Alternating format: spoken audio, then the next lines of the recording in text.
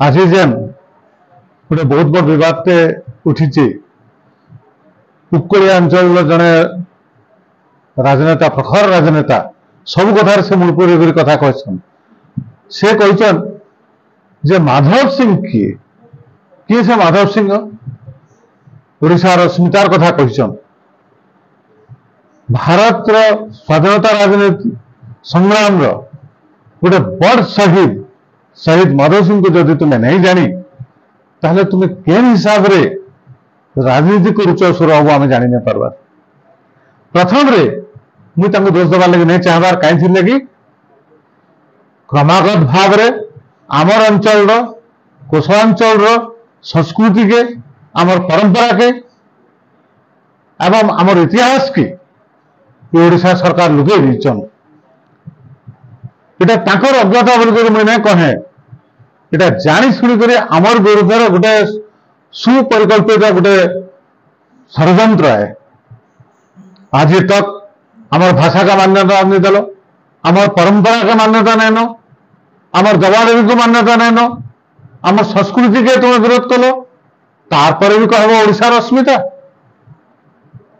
लाज लागवार कथा तुम मन को आर इतने मुझे पता कहबार लगे चाहनी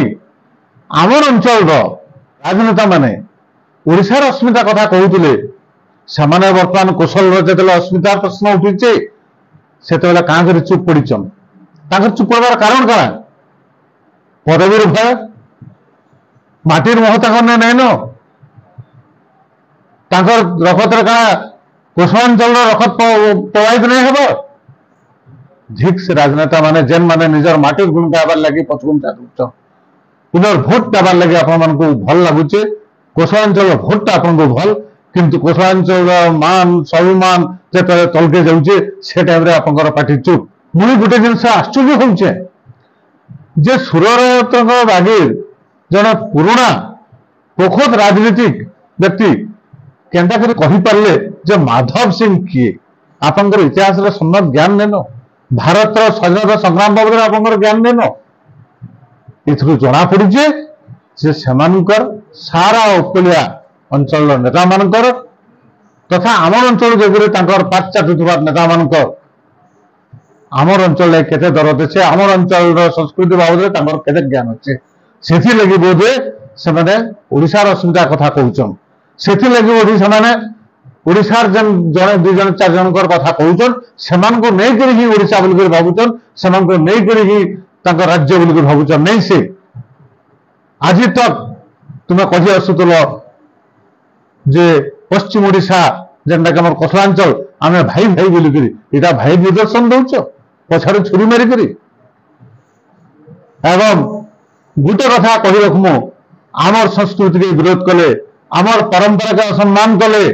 आमर शहीद मान को जब तुम असम्मान कल इटा परिणति भयावह होगा कौशल राज्य आज नहीं काली बनवा सुनिश्चित भाव में बनवा किंतु सेते बेले तुम मुहूल गाबार लगे ठान नहीं पाओ मुझे पद कथा कहबार लगे जाऊे